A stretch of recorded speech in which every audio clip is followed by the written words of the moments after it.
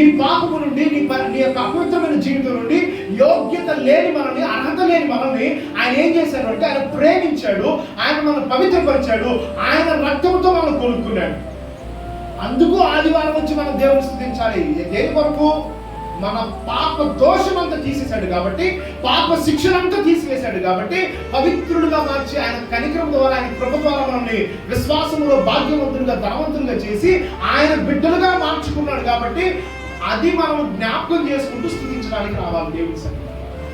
విశ్వసించాం, ఆయన సన్నిధిలో నిలబడ్డాం, మనం పాడుతూ ఉంటే కృప, మనం పాడుతూ ఉంటే పరిశుద్ధాత్మ అభిషేకం, మనం ఆరాధన చేస్తూ ఉంటే పరిశుద్ధాత్మ అభిషేకం, చదువు లేకపోయినా ఇక్కడ నిలబడి మాట్లాడుతూ ఉంటే పరిశుద్ధాత్మ దేవుని యొక్క మాటలు, ఒకానొకప్పుడు భయంకరమైన బ్రతుకు, ఆ బ్రతుకులో నుండి దేవుడు మనం విడిపించాడు, ఒక చక్కటి బ్రతుకులు బ్రతికేటువంటి దేవుడు మనం ఇచ్చాడు.